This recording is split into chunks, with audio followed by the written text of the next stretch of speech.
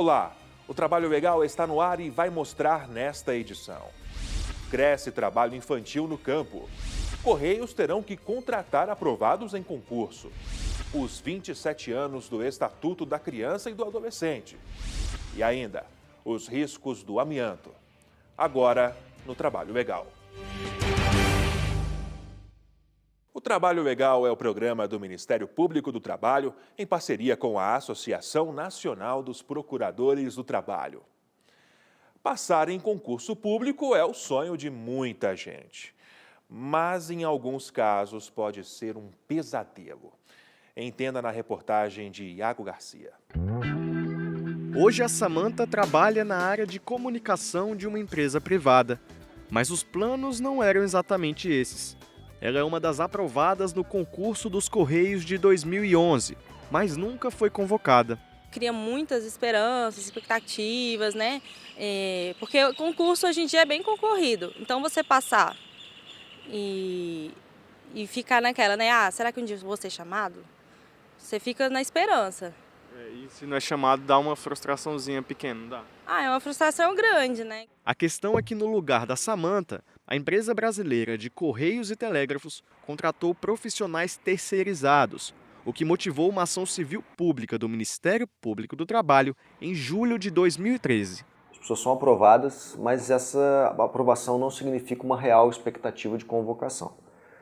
Nesse caso em especial, além disso, existia uma situação de terceirização por meio de contratos temporários. E esses contratos temporários eram contratos temporários que se renovavam no tempo, então acabavam deixando de ser realmente temporários. Por causa disso, a nossa atuação teve o objetivo de assegurar que as pessoas que realmente fizeram concurso e foram selecionadas tenham prioridade em relação a terceirizados temporários que não foram selecionados por meio de concurso. O que fere a legislação? Já existe uma consolidada jurisprudência de todos os tribunais afirmando que o concurso público é a regra para o acesso ao serviço público no Brasil, também para empresas públicas e sociedades de economia mista. Então, qualquer terceirização que seja na mesma atividade daqueles concursados, ela fere o princípio do concurso público. A ECT foi condenada em primeira instância e recorreu, mas o Tribunal Regional do Trabalho da 10ª Região não admitiu o recurso de revista da empresa pública. Assim, o Correios permanece obrigado a contratar concursados. A empresa pública terá 6 meses após o trânsito em julgado para indicar o número exato de terceirizados que devem ser substituídos pelos aprovados em concurso público. Novamente, cabe recurso da ECT junto ao Tribunal Superior do Trabalho, o que promete levar mais algum tempo de julgamento. Mas após a ação do MPT, os direitos de quem passou no concurso permanecem resguardados. O que se fez e o que se conseguiu nesse momento foi fazer com que a situação dessas pessoas fosse ressalvada, ou seja, se nós não tivéssemos feito alguma medida judicial, se o judiciário também não tivesse intervido, esse concurso já teria perdido a validade, como de fato perdeu, e a situação dessas pessoas não teria sido ressalvada. Então o processo continua, a empresa recorre, continua a recorrer da nossa ação, há uma possibilidade de novos recursos ainda para o Tribunal Superior do Trabalho, mas enquanto isso, essas pessoas têm o seu direito ressalvado de posteriormente poderem ser convocadas no lugar desses terceirizados temporários. A Samantha e outros tantos que passaram no concurso ainda esperam que no fim do processo os Correios também olhem com a devida atenção para seus direitos. Então é importante o Ministério entrar com essa ação, representando essas pessoas e todas as outras que têm direito. Porque se você abre um concurso público, você está dizendo que você tem vaga. Aí, ao invés de você chamar os que passaram para essas vagas, você vai contratar um de fora? Não faz sentido.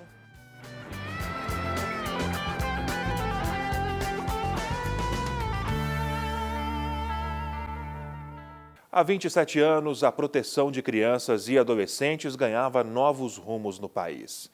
Criado em 13 de julho de 1990, o ECA, Estatuto da Criança e do Adolescente, foi homenageado no Congresso Nacional.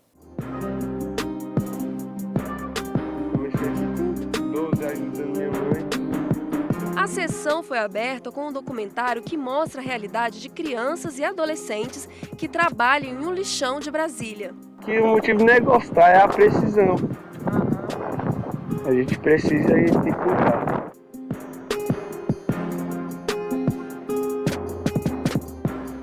Os avanços e desafios para a implementação de políticas de promoção dos direitos das crianças e dos adolescentes para os próximos anos foram temas de discussão, que lembra os 27 anos do Estatuto da Criança e do Adolescente, conhecido como ECA. O enfrentamento do trabalho infantil foi apontado como um dos maiores problemas atuais. É um problema do enfrentamento cultural, porque há uma cultura na sociedade, principalmente naqueles que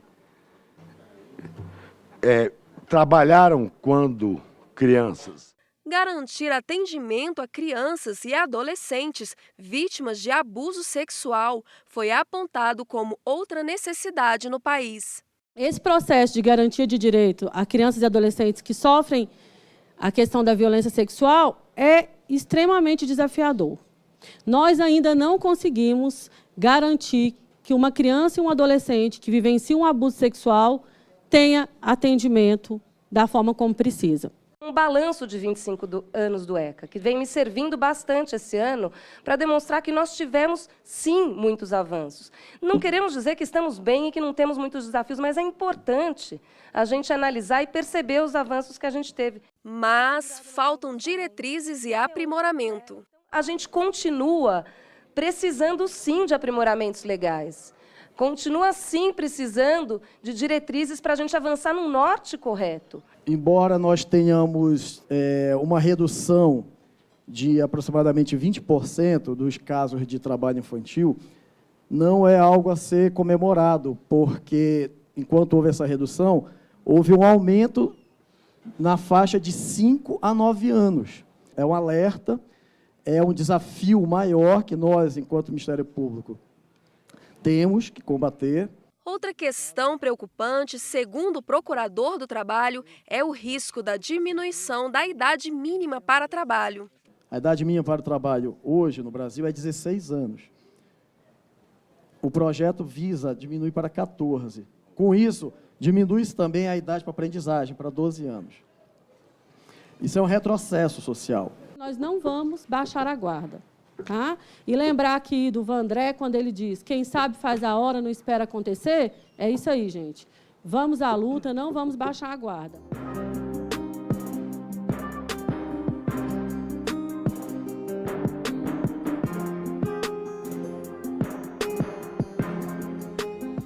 E você vai ver logo após o intervalo os riscos do amianto.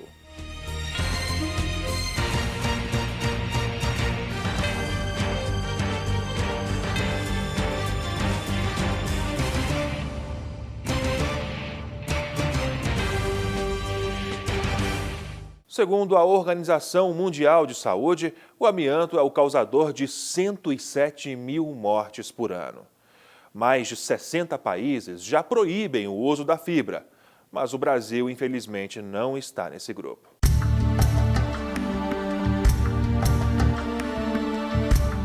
A substância é uma fibra mineral muito utilizada em indústrias e na construção civil, especialmente na fabricação de telhas. Com valor de mercado baixo, o amianto é defendido por empresários, mas o controle do produto é bastante difícil, o que coloca em risco a saúde de quem trabalha com a substância. A questão do amianto ela é muito grave porque é uma fibra invisível a olho nu e que de muito difícil controle, porque ela pode caminhar a longas distâncias e imperceptível, né? Inodora, né? Invisível e de dificílimo controle. A Europa, outros países desenvolvidos já tentaram controlar essa fibra e todos esses países falharam. Além de difícil manipulação, o amianto é comprovadamente uma substância que, se mantida em contato direto com o ser humano, pode causar doenças graves como o câncer. Aquele paciente, aquela pessoa que se expõe consideravelmente ao amianto, ela tem um maior risco, né? O paciente ele inala aquilo, né? E essa fibra no pulmão ela vai causando uma lesão, Na verdade, ela causa uma mutação celular que, com o passar dos anos, favorece, né, facilita o paciente desenvolver o câncer de pulmão. Né? Não só o câncer de pulmão, mas existem associações com câncer de laringe, câncer de faringe, até de câncer de estômago também. E não é só quem trabalha diretamente com o amianto que corre riscos. Como antigamente era muito comum se utilizar telhas e ainda caixa d'água derivada de amianto, a manipulação dessas estruturas em casa também pode desencadear. Então, por exemplo, uma simples limpeza da caixa d'água com escova, uma vassoura. O pessoal utiliza muito escova de aço, né? E aquilo ali na hora da limpeza, da higienização, ele acaba desgastando uma proteção, uma película que existe na caixa d'água, que existe na telha, e acaba inalando aquilo ali. Então a gente tem casos mesmo de paciente que não trabalha na indústria, que promove a confecção, que utiliza o amianto, mas que tem a doença. Né? Existem diversas variedades do mineral na natureza, e quase todas são proibidas no Brasil. A Lei Federal 9.055 de 1995 regulamenta e permite o uso, extração e comercialização do amianto crisotila, aquele utilizado para a fabricação de telhas. A lei oficializa o uso controlado desta modalidade de amianto, mas o que se percebe é que o número de doenças relacionadas ao manejo da substância é grande. Pensando na saúde da população, alguns estados e municípios brasileiros criaram leis proibindo o uso de amianto crisotila dentro de suas áreas. Essas novas leis geraram um impasse legislativo. Enquanto a lei federal permite o uso do amianto, as leis estaduais proíbem a substância. Com isso, o Supremo Tribunal Federal marcou um julgamento para o dia 10 de agosto, para decidir a constitucionalidade dessas leis e como será tratada a utilização do amianto a partir dessa data. A ANPT e a ANAMATRA entraram com ação direta de inconstitucionalidade em relação à lei federal permissiva ao amianto.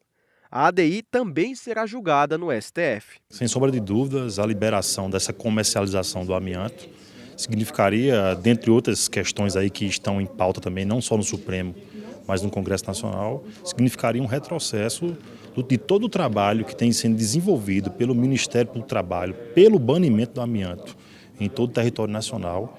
E a gente tem aí dados consolidados, dados técnicos, científicos, dos malefícios trazidos pelo amianto para a população que fica exposta, sobretudo os trabalhadores que trabalham na indústria do amianto. Então, sem sombra de dúvida, isso viria na contramão de uma proteção da saúde dos trabalhadores brasileiros. O Ministério Público do Trabalho tem posição contrária à utilização da substância, principalmente pelo fato de ferir convenções internacionais assinadas pelo Brasil. O Brasil firmou uma convenção, né, assinou uma convenção internacional, a Convenção 162 da OIT, tá, que prevê a substituição do amianto quando possível houver tecnologia, né, suficiente a proporcionar essa mudança de matriz, né, de matéria-prima. Isso já é possível no Brasil. Todas as empresas do setor já têm linhas de produção de produtos sem amianto. Tá? Então, a tecnologia hoje já não é mais fator impeditivo para que essa substituição aconteça. E nesse caso, a saúde do trabalhador está acima de qualquer outra questão. Nós entendemos que a questão econômica ela é subjacente, ela é secundária nesse caso, porque a proteção da saúde da população e dos trabalhadores ela deve vir em primeiro lugar, como determina a Constituição. E você vai ver a seguir. Cresce trabalho infantil no campo. Voltamos em 1 minuto. O número de crianças de 5 a 9 anos de idade que trabalhavam no campo aumentou no Brasil de 2014 para 2015. De acordo com dados da Pesquisa Nacional por Amostra de Domicílios, analisados pela Fundação Abrinq, o crescimento foi de mais de 15%.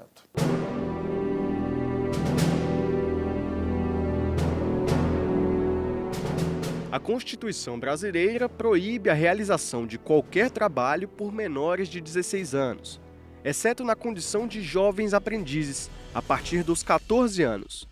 Mas, infelizmente, ainda é possível perceber crianças fora da escola e realizando algum tipo de trabalho. Hoje são quase 3 milhões de jovens vivendo em situação de trabalho infantil no Brasil. O Ministério Público do Trabalho tem como missão institucional combater todas as formas de trabalho infantil. E para ajudar nessa luta foi criado o programa Resgate à Infância, uma iniciativa da Cor de Infância do MPT. Esse projeto ele visa criar mecanismos de prevenção e combate ao trabalho infantil, conscientização da sociedade para essa temática, fomento a políticas públicas de enfrentamento do tema, profissionalização do adolescente e proteção do trabalho do adolescente. O programa possui 3 eixos de combate ao trabalho infantil. São eles: educação. Na educação, nós visitamos as escolas e qualificamos os profissionais da área de educação para que eles consigam identificar as situações de trabalho infantil em sala de aula e repassar isso, replicar para os alunos. Políticas públicas. Nós visitamos municípios, principalmente aqueles em que o IBGE constatou a maior incidência de trabalho infantil.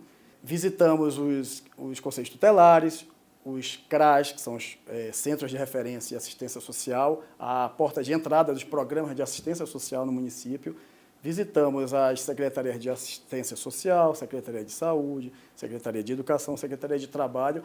Levantamos as necessidades materiais e de pessoal desses órgãos e entidades e marcamos uma audiência com o prefeito para que ele assine um termo de ajuste de conduta, se comprometendo a implementar políticas públicas faltantes e corrigir outras que estejam sendo deficitárias.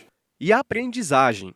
O foco aprendizagem, ele visa cobrar das empresas o cumprimento da cota de aprendizes, que hoje, pela CLT, está entre 5% no mínimo e 15% no máximo dos empregados em cada estabelecimento que exerce atividades que demandam uma formação profissional. Também incentivamos as entidades do Sistema S, SESC, SENAI, SESI e outras, e as organizações da sociedade civil que trabalham com aprendizagem a oferecer mais vagas para esses cursos de aprendizagem. Além do trabalho do MPT, a população também pode fazer sua parte para denunciar este tipo de prática. Existe um sistema, um serviço da Secretaria de Direitos Humanos, da Presidência da República, denominado Disque 100. É um serviço muito importante hoje e ele tem alcançado um resultado bastante efetivo. É o principal serviço hoje de denúncia que nós temos no nosso país. Disque 100, a pessoa liga, manda e-mail, não precisa se identificar, basta informar o fato, onde está havendo trabalho infantil, se tem alguém explorando. Basta fornecer os elementos mínimos para que o Ministério Público, o Ministério do Trabalho, o Conselho Tutelar e os órgãos todos da rede de proteção possam ter um norte de atuação. Também pode haver a denúncia no próprio site do Ministério Público do Trabalho e no site do Ministério do Trabalho e Emprego. Nos últimos anos, o que se percebe é uma diminuição no número absoluto do trabalho infantil no Brasil. Mas uma notícia preocupa. A última pesquisa nacional de amostra de domicílios revela que entre 2014 e 2015, o número de crianças entre 5 e 9 anos que trabalham na agricultura aumentou mais de 15%. A gente faz uma combinação de informações de indicadores nacionais e a nossa análise é exatamente esse olhar mais específico sobre esse tipo de trabalho infantil que aumentou nesse período e que que enfrenta um desafio ainda maior de combate. Até porque, por exemplo, nós temos a política que nós temos para inserção de adolescentes no mercado de trabalho, é o programa de aprendizagem, a lei de aprendizagem. Mas a lei de aprendizagem, ela tem um formato absolutamente urbano. Ela não consegue alcançar as atividades rurais. Então, esse nosso trabalho, ele tem como objetivo colocar isso na pauta. A Fundação Abrim, que analisou a PNAD e lançou um relatório específico sobre o trabalho infantil em atividades agrícolas. O que se percebe é uma forte questão cultural envolvida nessa prática. Tem uma questão importante na característica do trabalho infantil rural, é que ele é muito ligado a uma questão cultural das famílias quererem que seus filhos aprendam o ofício e aprendam como lidar com o seu trabalho na agricultura familiar, naquela visão de que ele, ao crescer, ele vai ser o sucessor do pai, dos pais na condução e na gestão dessa propriedade, na gestão desse pequeno negócio. Só que isso precisa ser tratado dentro de uma visão de preservação do desenvolvimento integral dessa criança e do adolescente.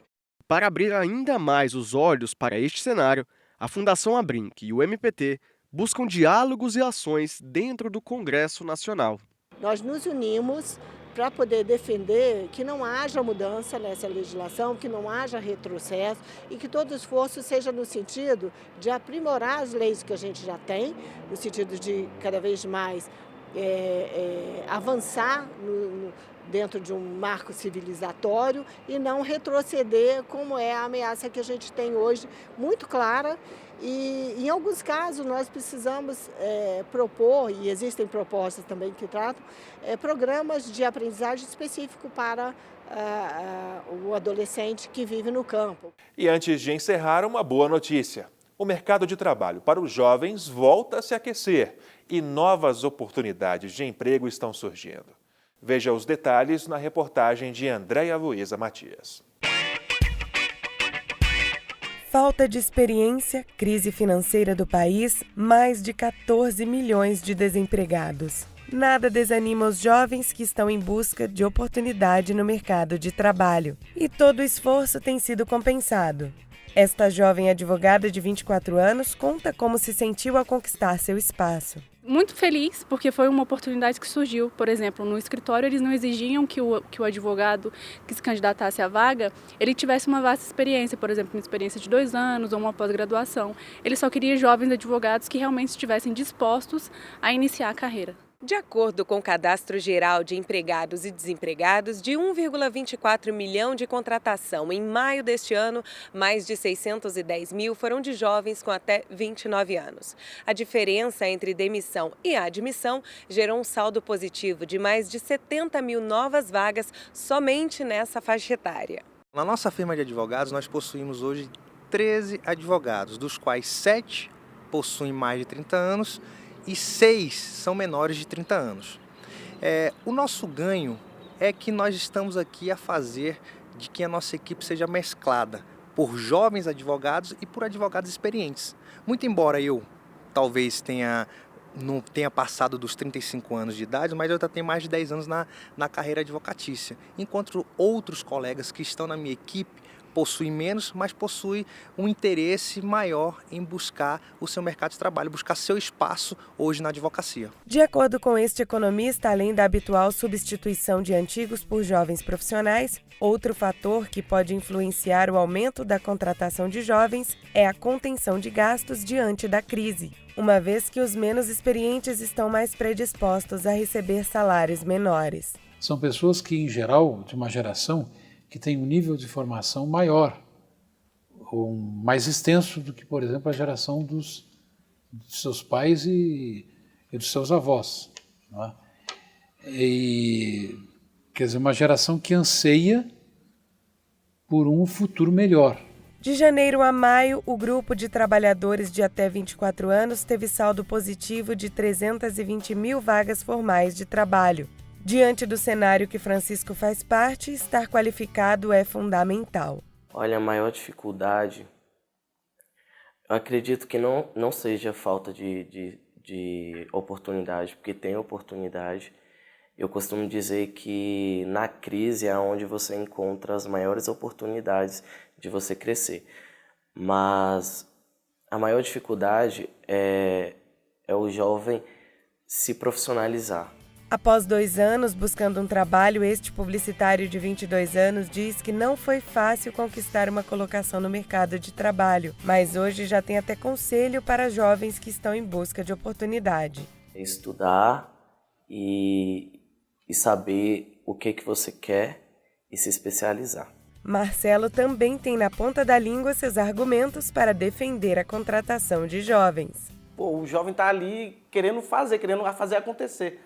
Então, acho que essa coisa de meter a cara, de não se preocupar tanto com o que pode dar errado ou não, e ter o auxílio, ser mais fácil de ser modelado, né? Ele pode ser moldado pelo chefe, dependendo da área que ele estiver atuando. E para empregadores que ainda têm dúvidas sobre a contratação desses jovens profissionais... Sem dúvidas foi a melhor escolha, por ser uma empresa jovem, no segmento de comunicação, ter jovens para formar e recém-formado, que vem com essa sede de conhecimento, vem com uma criatividade a mil, com vontade de mudar o mundo, com vontade de fazer tudo muito bonito, tudo muito criativo.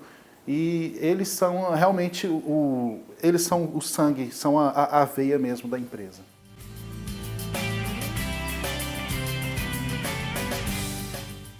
E a sua participação é sempre mais que importante. Por isso, sugestões de reportagem podem ser enviadas para trabalholegal.pautas@gmail.com. Agora, para mais informações sobre o Ministério Público do Trabalho, basta acessar o nosso portal www.mpt.mp.br e também nossas redes sociais. Uma ótima semana para você e até o próximo encontro.